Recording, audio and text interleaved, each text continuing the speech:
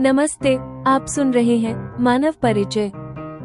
पिछले एपिसोड में नासिर के सामने उसके विश्वासपात्र मैकेनिक इमरान ने अपनी छोटी बहन सबा की दर्दनाक कहानी का खुलासा किया। दुबई के रईस घर के सपनों के साथ विदा हुई सबा को कुछ ही महीनों में भयानक दुख झेलना पड़ा। पति की मौत और फिर ससुर का घिनौना इरादा। भयानक अत्याचार। सबा के ससुर ने गर्भवती होने के बावजूद उससे जबरदस्ती की कोशिश की, फिर शर्मनाक बहाना बनाया, इसने मेरे बेटे को खा गई है, इसका बदला लेने के लिए अब इससे मैं निकाह करूंगा। पलायन और दया। किसी तरह अपनी सास के सहयोग से सबा वहां से भाग निकली और सरकारी खर्च पर भारत लौटी। उसने अपनी बेटी शनाया को यहीं जन्म दिया। नासिर का आंतरिक परिवर्तन। ये कहानी सुनकर नासिर ग्लानि से भर जाता है। अब वो देख पा रहा है कि औरत हर तरफ अत्याचार ही सहती है। प्रायश्चित का अवसर। दोषसिद्ध, कन्विक्टेड, तलाकशुदा और फतवे से ग्रसित नासिर सबा को देखता है। उसे लगता है कि यह पाप का प्रायश्चित करने का मौका है। उसने जिसे पहले काफिरों की लड़की से निकाह का विचार किया था, अब वो सबा से निकाह करके इस परिवार की सहायता करना चाहता है। नासिर अब खुद को योग्य मानता है। नई आशा की किरण। नासिर के मन में प्रश्न आया, इमरान राजी कैसे होगा, और उसे स्वयं ही उत्तर मिला। अगर इमरान उसे लेकर कुछ सोच नहीं रहा होता तो सबा के बारे में सब इतने विस्तार से क्यों बताता। प्रस्तावना। एक दिन नासिर की अम्मी के बीमार होने का बहाना काम आया। इमरान सबा को उनकी देखभाल के लिए घर ले आया। सबा ने बुर्का उतारा और नासिर ने पहली बार उसकी सुंदरता देखी। पहला अधिकार। वर्कशॉप जाने से पहले नासिर ने सबा को अधिकार पूर्वक हकीम से अम्मी का इलाज करवाने का निर्देश दिया।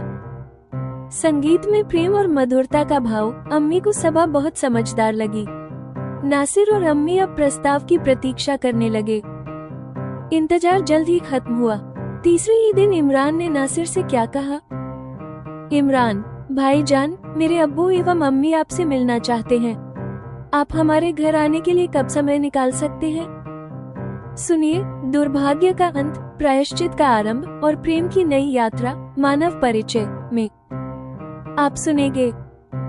एपिसोड 14, सबा का दुर्भाग्य और नासिर का प्रायश्चित। बहन को देखने दुबई से वो परिवार पूरे ठाट बाट के साथ आया।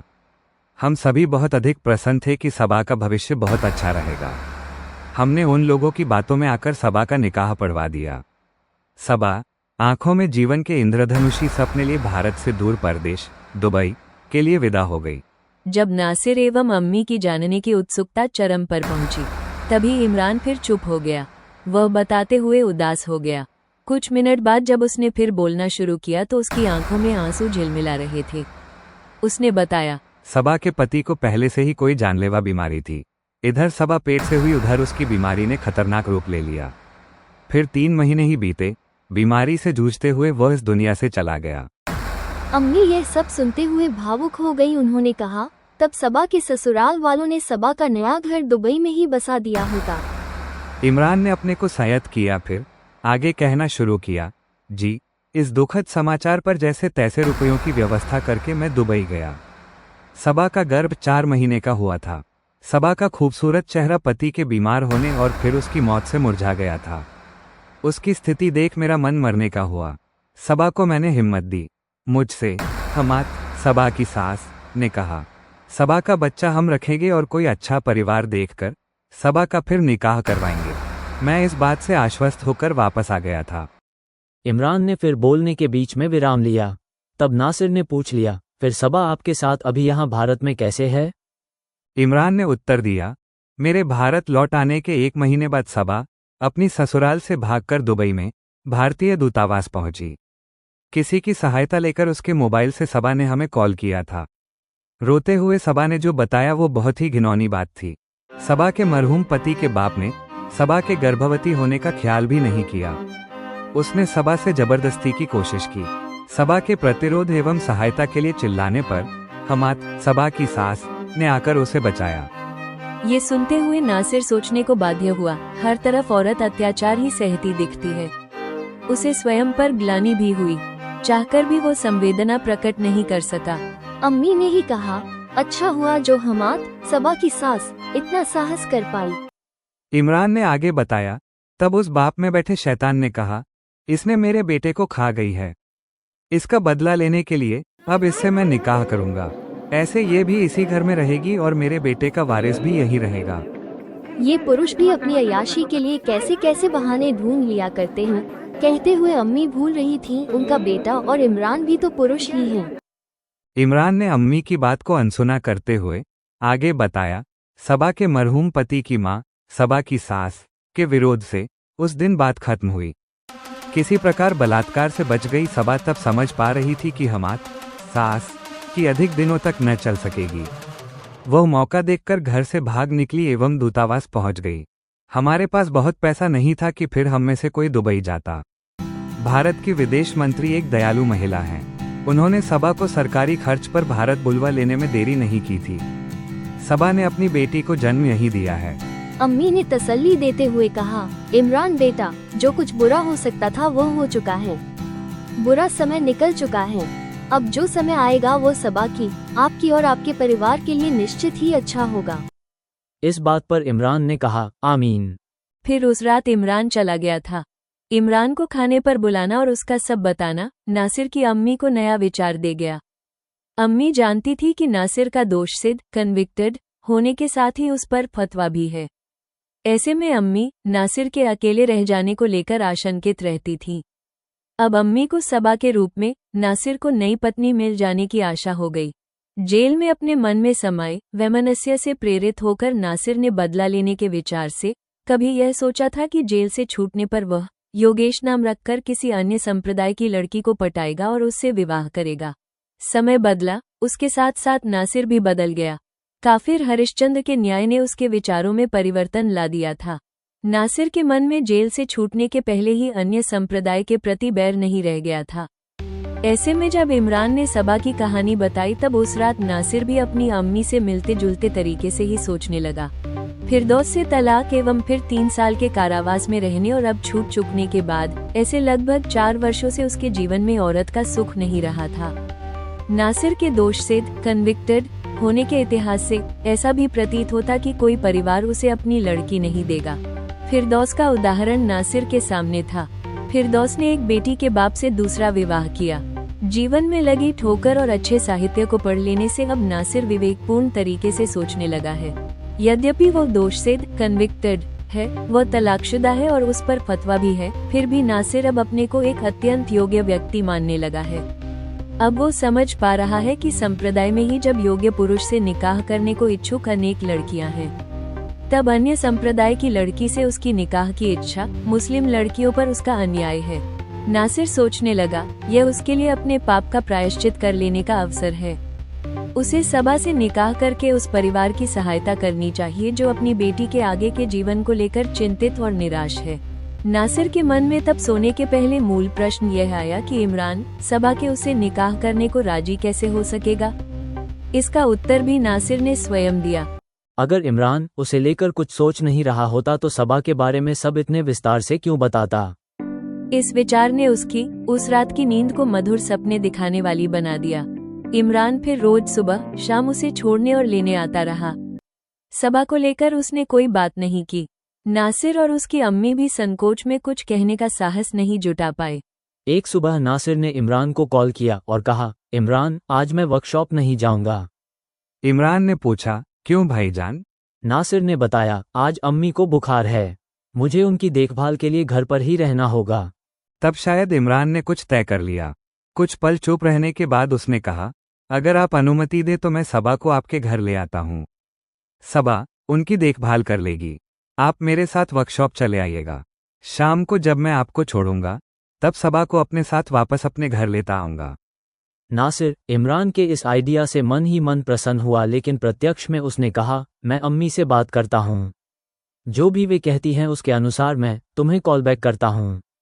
नासिर ने अम्मी को बताया तो अम्मी ने कहा, हाँ ये ठीक रहेगा। बहुत दिनों से हमारे इस घर ने मेरे अतिरिक्त किसी औरत को नहीं देखा है। सबा आएगी तो उससे हमारी पहचान भी होगी और शायद मेरी तबीयत भी जल्दी ठीक हो जाएगी। तब नासिर ने इमरान से बात कर सबा को ले आने की स्वीकृति दे दी। फिर उनके आने के पूर्व ही खुद नाश्ता चाय बना लिया। सबा को साथ लेकर इमरान जब आया तब सबा ने सबसे पहले अपना पहना हुआ बुर्का उतारा। तभी नासिर को सबा को देखने का अवसर मिला। इमरान के बताए गए अनुसार ही सबा सुंदर लड़की है। नासिर ने सबा की बेटी शनाया को उससे लेकर अपनी गोद में खिलाया। सबने साथ बैठकर चाय पी।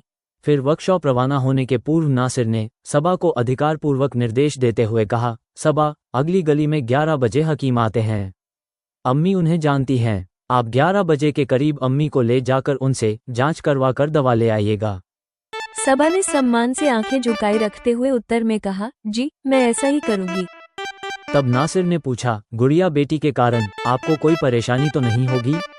सबा ने कहा, नहीं, मैं मैनेज कर लूंगी, आप निश्चिंत रहें। फिर नासिर और इमरान वर्कशॉप आ गए। रात तय अनुसार इमरान ने नासिर को घर छोड़ा और सबा को साथ लिवा ले गया। उस रात अम्मी बहुत प्रसन्न लगी। उनका बुखार भी उतर गया। वे नासिर से प्रसन्नता से बोली, सबा बहुत समझदार लड़की है। नासिर अम्मी का आशय समझ गया, लेकिन ऐसा कोई प्रस्ताव नहीं होने से केवल जी कहकर चुप हो गया। अब नासिर और अम्मी को अपने अपने मन में इमरान के परिवार की ओर से सबा के नासिर से निकाह के प्रस्ताव की प्रतीक्षा रहने लगी। उन्हें अधिक प्रतीक्षा नहीं करनी पड़ी। तीसरे दिन ही इमरान ने साथ में वर्कशॉप जाते हुए नासिर से बताया और पूछा, भाईजान, मेरे अब्बू एवं अम्मी आपसे मिलना चाहते हैं। आप हमारे घर आने के लिए कब समय निकाल सकते हैं? नासिर ने मन ही मन प्रसन्न होते हुए कहा, उनसे मिलकर मुझे प्रसन्नता होगी। अम्मी से पूछकर मैं आपको बता दूंगा। अब आप सुनिए मानव परिचय के इस एपिसोड पर जेमिनाई द्वारा लिखी गई समीक्षा, समालोचना एवं मार्गदर्शन। उपशीर्षक, सबा का दुर्भाग्य और नासिर का प्रायश्चित। यह एपिसोड दो टूटे हुए जीवन, नासिर और सबा के संभावित मिलन की पटकथा तैयार करता है, जो नैतिकता और प्रायश्चित की नींव पर आधारित है। फिरदौस के साथ हुए अत्याचार का ग्लानिबोध सबा की सहायता के रूप में चरित्र में परिवर्तन लाता है। 1. सबा की कहानी का क्रूर सत्य। इमरान द्वारा सबा की दुर्दशा का खुलासा कहानी के सबसे दर्दनाक हिस्सों में से एक है। पैसे के लिए शोषण। उच्च शिक्षित और प्रतिभाशाली सबा को आर्थिक मजबूरी के चलते घिनौने शोषण का शिकार होना पड़ा। ये गरीब मुस्लिम लड़कियों के अरब देशों में शोषण की सामाजिक समस्या को उजागर करता है। सबसे घिनौना अत्याचार, सबा के ससुर द्वारा गर्भवती होने के बावजूद बलात्कार का प्रयास पितृसत्तात्मक और धार्मिक पाखंड की पराकाष्ठा दिखाता है। यह नासिर के ग्लानिबोध को और गहरा करता है। मानवीयता की रोशनी। ससुर की पत्नी और विदेश मंत्री की मानवीय सहायता इस अंधेरी कहानी में विवेकपूर्ण व्यवहार की संभावना को दर्शाती है। 2. निकाह एक प्रायश्चित के रूप में। नासिर का मनोरथ अब बदल चुका है। उसका निकाह का विचार अब अय्याशी या प्रतिशोध नहीं, बल्कि नैतिक जिम्मेदारी और प्रायश्चित है। नैतिक तर्क। नासिर जानता है कि दोषसिद्ध कन्विक्टेड होने के कारण उसे अच्छे रिश्ते मिलना मुश्किल है। वह फिरदौस के उदाहरण, एक बच्चे के बाप से विवाह करना, को विवेकपूर्ण निर्णय मानता है। संप्रदाय के प्रति दायित्व। नासिर अब ये तर्क करता है कि अन्य संप्रदाय की लड़की से विवाह करना उसकी अपनी संप्रदाय की लड़कियों के प्रति अन्याय होगा। सबा जैसी लड़की को सहारा देना उसके पापों का वास्तविक प्रायश्चित होगा। 3. मौन सहमति और उम्मीद। इमरान और नासिर की चुप सहमति कहानी को तेजी से आगे बढ़ाती है। पहला संपर्क, सबा का बुर्का उतारना और नासिर का वात्सल्य से बेटी को गोद में खिलाना रिश्ते की सकारात्मक और मानवीय शुरुआत है। नासिर का अधिकारपूर्वक निर्देश और सबा का आज्ञाकारी उत्तर इस बात का संकेत है कि दोनों जीवन में स्थिरता चाहते हैं। प्रतीक्षा की समाप्ति। इमरान द्वारा परिवार की ओर से मिलने का प्रस्ताव लाना माँ बेटे की प्रतीक्षा को समाप्त करता है और कहानी को निकाह की ओर निर्णायक रूप से मोड़ देता है। एपिसोड 14 समाप्त।